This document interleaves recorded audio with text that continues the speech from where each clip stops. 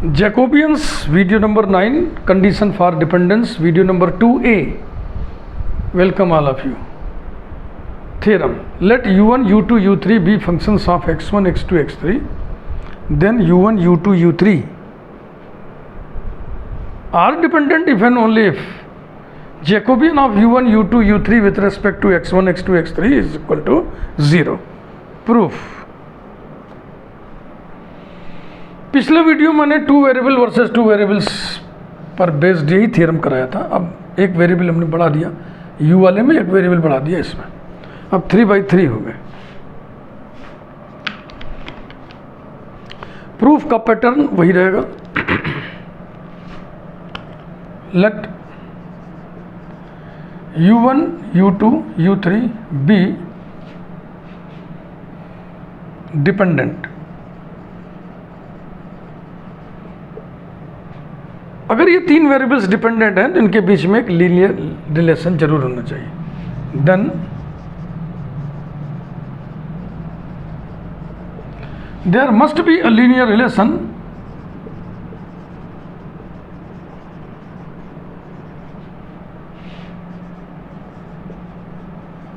Between u1, u2, u3 से capital F of u1, u2, u3 is equal to 0. Number 1. Numbering की कोई जरूरत है. ध्यान रखना, कैपिटल F u1 का भी फंक्शन है, u2 का भी फंक्शन है, u3 का भी फंक्शन है, और ये x1, x2, x3 के फंक्शन है. ये भी x1, x2, x3 का फंक्शन है, और ये भी x1, x2, x3 का फंक्शन है. बहुत गंदा हो गया ना, स्कीमेटिक कनेक्शन गंदा हो गया, इसीलिए इसको नहीं बना रहे हैं फेयरली. इसको हमको समझना होगा. f से रूट, बस यही दिमाग में रखो कि इनिशियली या f से कितने रूट्स इनिशिएट हो रहा है. f से 3 रूट इनिशिएट हो रहा है. u1 root, u2 root, u3 root. इन तीनों रूट्स से होकर हमें कहाँ जाना है? एक बार x1 पर, एक बार x2 पर, एक बार x3 पर. तो लिखिए, डिफरेंशिएटिंग इट पार्शियली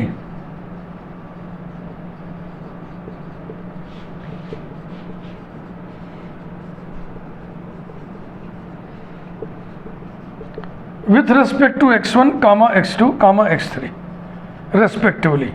तीनों के रेस्पेक्ट में बारी बारी से डिफरेंशिएट करना है पार्शियली. वी गेट, पहले x1 के रेस्पेक्ट में देखो हम कैसे लिख रहे हैं. डेल f अपान डेल पहला वाला रूट u1 और del u1 upon del x1. f से u1, u1 से x1, फिर f से दूसरा रूट u2, u2 से फिर x1, x1 पर ही आना है. फिर f से u3, u3 से फिर x1. लिखो ऐसे, plus del f upon del u2, del u2 upon del x1, plus del f upon del u3, del u3 upon del x1 equal to 0. अब x2 के रिस्पेक्ट में करना है, तो जहां जहां x1 लिखा है वहां x2 लिख दो बेटा. Del f upon del u1, del u1 upon del x2, plus del f upon del u2, del u2 upon del x2, plus del f upon del u3, del u3 upon del x2 is equal to 0. अब x3 के respect में जहां जहां 2 लिखा वहां 3 कर दो. x2 में del f upon del u1, del u1 upon del x3, plus del f upon del u2, del u2 upon del x3, plus del f upon del u3, del u3 upon del x3 is equal to 0. गौर से देखिए आप, पहले column में अब ये थोड़ा सा 2 उधर हो गए, यहाँ हो गया. इसको भी हम वहीं लिख दें तो देखने में अच्छा लगेगा.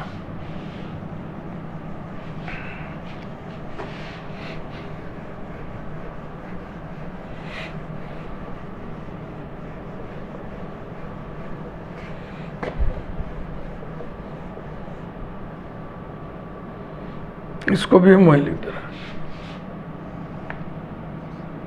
Del F upon del U1 upon del X1 plus del F upon del U2 upon del X1 plus del F upon del U3 upon del X1 is equal to 0। अब आप देखें, पहले कॉलम में del F upon del U1 common है, दूसरे column में del F upon del U2 common है, तीसरे कॉलम में del F upon del U3 common है। तो सिल्वेस्टर टेक्निक का इस्तेमाल करेंगे इन्हीं तीनों को एलिमिनेट करने के लिए।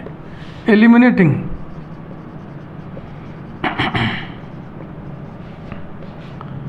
Del F upon del U1, del F upon del U2, del F upon del U3 by Sylvester's method.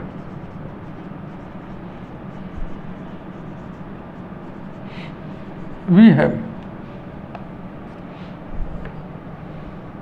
इसे छोड़ के, ये जो कॉमन है ना हिस्सा, इसे छोड़ के जो बच गया उसको लिखिए column. Del U1 upon del X1, del U1 upon del X2, del U1 upon del X3, यही है ना। दूसरे कॉलम में ये कॉमन है, इसे छोड़ के जो बच गया उसको लिखिए del U2 upon del X1, del U2 upon del X2, del U2 upon del X3। ठीक। तीसरे कॉलम में del F upon del U3 common है, इसे छोड़ के लिखिए del U3 upon del X1, del U3 upon del X2, del U3 upon del X3।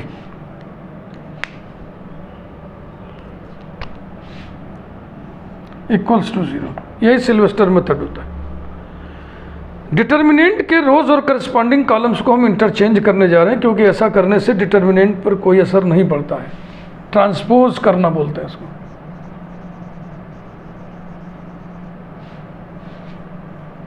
Transposing the determinant, transposing the determinant. We have determinant, पहले column को पहला row बना दो, फर्स्ट रो।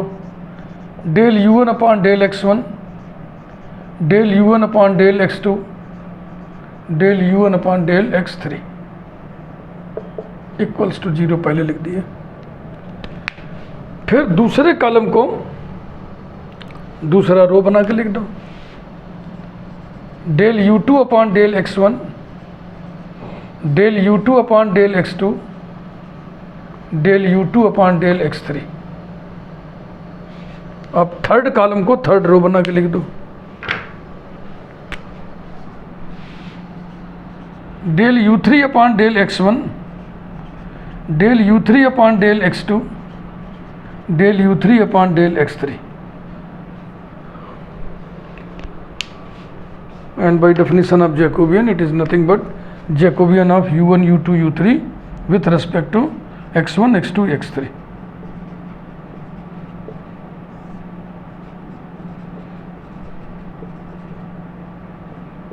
ये प्रूव करना था। एक पार्ट हो गया। Converse part,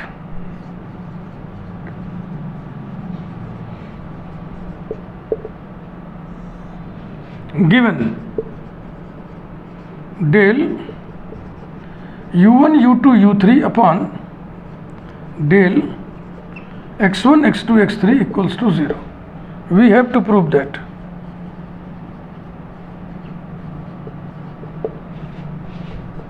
U1, U2, U3 are dependent. ये रहा।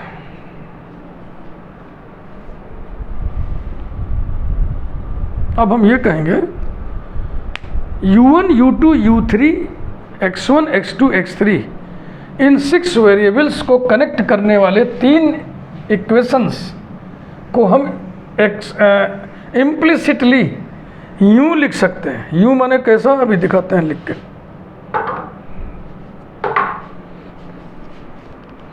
बिल्कुल वही लहजा, वही स्टाइल रखिए प्रूफ का।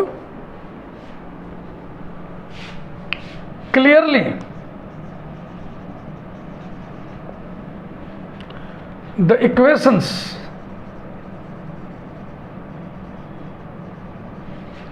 connecting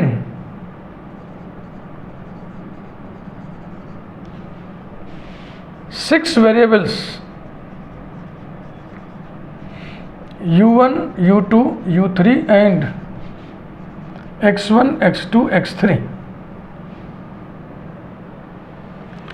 can always be put into the form, can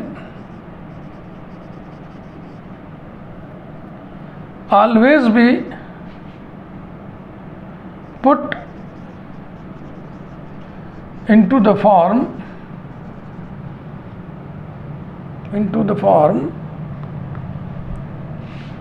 capital F1 of x1 comma x2 comma x3 comma u1 is equal to 0। Capital F2 of, अब x1 ना लिखिएगा, x1 मत लिखिएगा, तरीका सीखिए। x2 comma x3 comma u1 कामा एक बढ़ा दीजिए इसमें, u2 is equal to 0। Capital F3 of, अब x2 ना लिखिएगा, सिर्फ x3 कामा इधर एक बढ़ा देंगे, u1 comma u2 comma u3 is equal to 0। Number 2, ऐसा हम कर सकते हैं। इसके समर्थन में आपको समझ में आए इसलिए मैं ये मेहनत साइड में कर दे रहा हूँ, मार्जिन खींच के। u1 is a function of x1, x2, x3, यूं लिख करके व्यक्त किया हमने। इसको नंबर ऐसे डाल दिया first. u2 is a function of x1, x2, x3, यूं लिखते हुए व्यक्त किया इसको, इक्वेशन नंबर सेकंड डाल दिया। u3 is a function of x1, x2, x3, इसे यूं लिख करके व्यक्त किया, इक्वेशन नंबर थर्ड डाल दिया। अब मैं पहली बात आपसे कह रहा हूं, equation first is a relation of the form capital F1 of x1 comma x2 comma x3 comma u1 is equal to 0। बताइए आप सहमत हैं? पहला वाला जो है उसमें कौन कौन से वेरिएबल्स इन्वॉल्व है? x1 है, x2 है, x3 है और u1 है।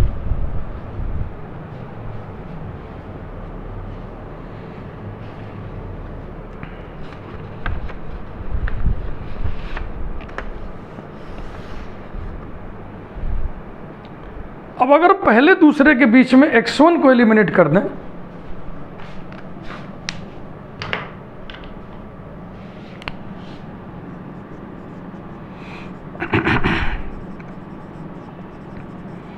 eliminating x1 between first and second, we get a relation of the form capital F2 of, दो समीकरणों के बीच में एक वेरिएबल को एलिमिनेट करना है। सिद्धांततः सही है ना? एक वेरिएबल एलिमिनेट करने के लिए दो इक्वेशंस चाहिए, दो वेरिएबल्स एलिमिनेट करने के लिए तीन इक्वेशंस चाहिए, तीन वेरिएबल्स एलिमिनेट करने के लिए 4 इक्वेशंस चाहिए। तो आपको मैंने बताया था आपको। तो जब इन दोनों में से x1 हटा दोगे तो क्या क्या बचेगा? x2 बचेगा, x3 बचेगा, u1 बचेगा, u2 बचेगा। तो इसी क्रम में लिखिए x2 comma x3 comma u1 comma u2 is equal to 0।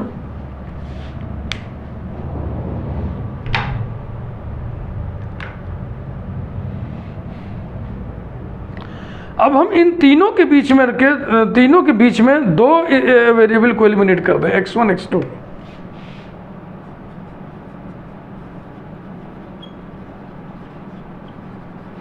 Eliminating x1 comma x2 between first, second and third,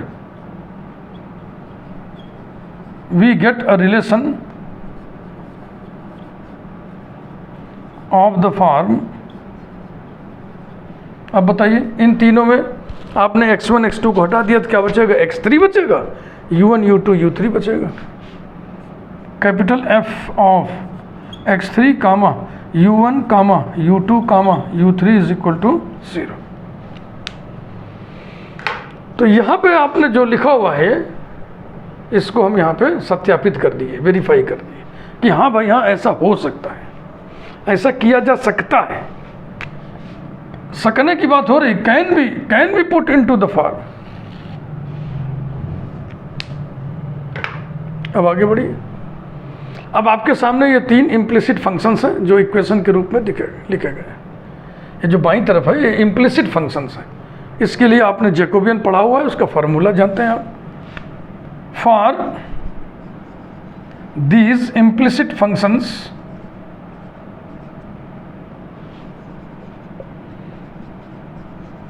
we है, वहाँ जगह कम है, मैं इधर लिखूंगा।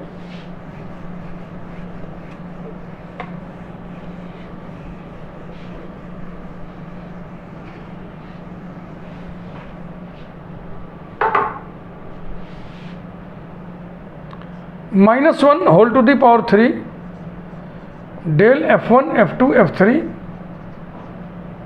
Upon del u1 u2 u3 into del u1 u2 u3 upon del x1 x2 x3 is equal to del f1 f2 f3 upon del x1 x2 x3। चूंकि converse part में ये चीज 0 दिया हुआ है, implies that del f1 f2 f3 upon del x1 x2 x3 is equal to 0। लिखना चाहे तो लिख दिया, चूंकि del u1 u2 u3 upon del x1 x2 x3 is equal to 0 comma given।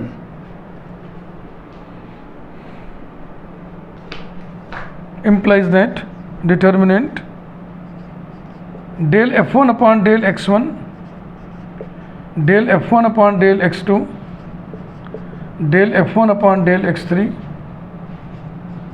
del f2 upon del x1 del f2 upon del x2 del f2 upon del x3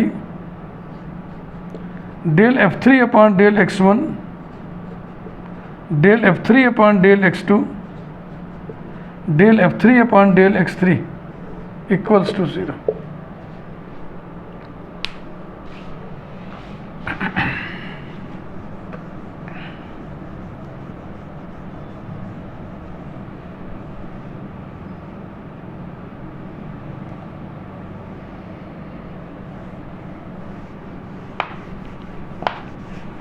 ये तीन equations हम लिख के रखेंगे, यहाँ कोने में ऊपर लिख दे रहे हैं।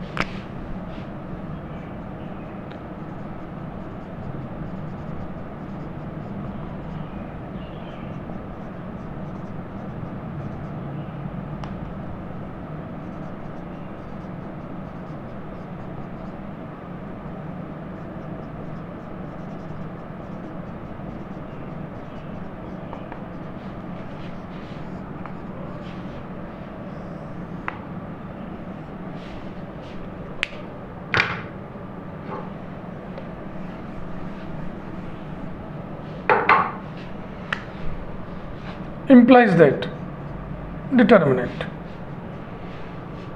f1 में x1 भी है, x2 भी है, x3 भी है, तो ये तीनों डिफरेंशियल एग्जिस्ट करेंगे। Del f1 upon del x1 del f1 upon del x2 del f1 upon del x3। f2 x1 का फंक्शन नहीं है तो del f2 upon del x1 0 हो जाएगा, बकिया ये दोनों डिफरेंशियल एग्जिस्ट करेंगे। Del f2 upon del x2 del f2 upon del x3। f3 में ना x1 है ना x2 है, तो ये 0 होगा, ये 0 होगा, और तीसरा वाला डिफरेंशियल एग्जिस्ट करेगा del f3 upon del x3। इससे एक्सपेंड करेंगे तो आ जाएगा del F1 upon del X1 into del F2 upon del X2 del F3 upon del X3 is equal to 0। तो जब हम n वेरिएबल्स वाला पढ़ेंगे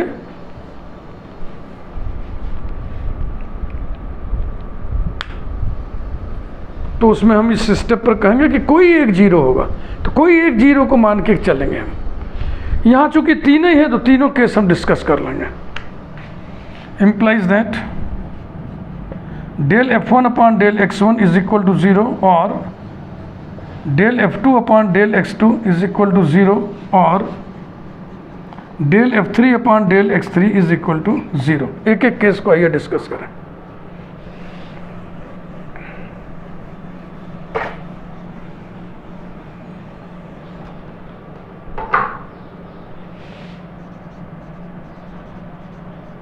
When del F1 upon del X1 is equal to 0, in this case F1 is independent of X1 and so F1 of X1 comma X2 comma X3 comma U1 equal to 0 will become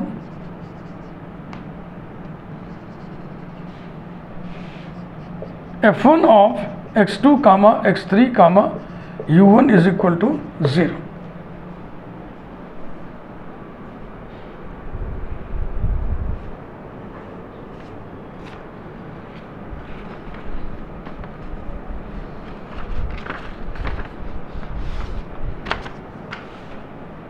इसके साथ इसके second और third equation को लीजिए। Now F1 of X2 comma X3 comma U1 is equal to 0, F2 of X2 comma X3 comma U1 comma U2 is equal to 0, F3 of X3 comma U1 comma U2 comma U3 is equal to 0। इन तीनों के बीच में हम दो variables को eliminate करने जा रहे हैं। कर सकते हैं ना सिद्धांततः, X2 और X3 को।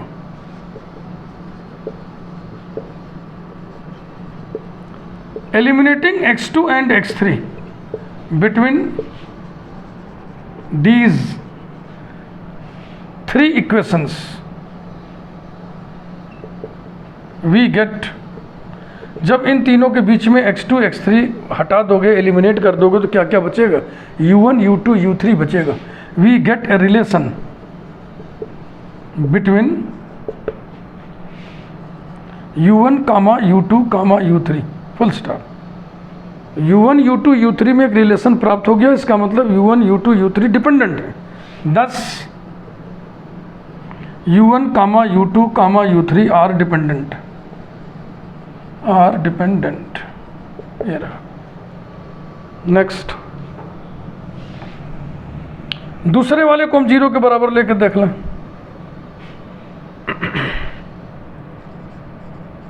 When del F2 upon del X2 equal to 0, in this case F2 is independent of X2,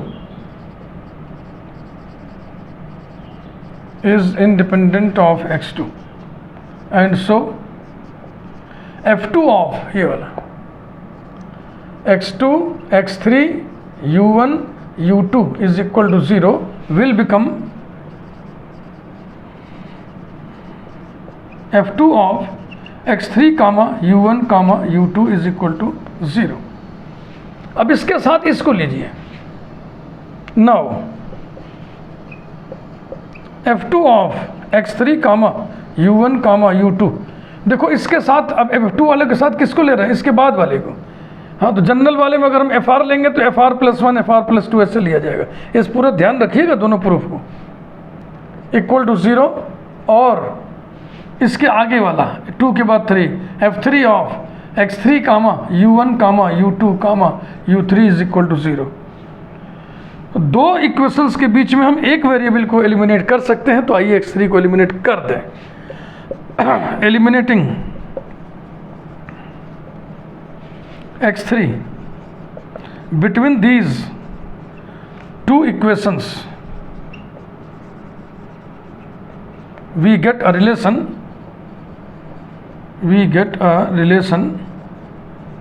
between x3 हटा दोगे तो u1 u2 u3 बचेगा, between u1 comma u2 comma u3। दस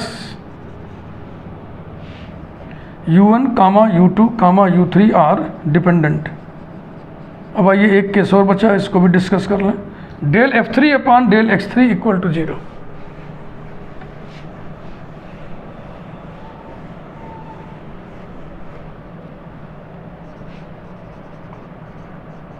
when del f3 upon del x3 equals to 0, in this case f3 is independent of x3, f3 is independent of x3, and so जो तीसरा relation है 2 का, f3 of x3 comma u1 comma u2 comma u3 is equal to 0 will become, इसमें से x3 हट जाएगा, f3 of u1 comma u2 comma u3 is equal to 0, which indicates या which इन्फर्स a relation between u1 comma u2 comma u3। दस u1 u2 u3 are dependent. उम्मीद करता हूं कि आपके समझ में खूब आया होगा, पिछला वीडियो भी और ये वीडियो भी, जब मैंने 2 वेरिएबल वर्सेस 2 वेरिएबल उठा के प्रूव किया और जब मैंने 3 वेरिएबल्स वर्सेस 3 वेरिएबल्स उठा के प्रूव किया। Thank you very much.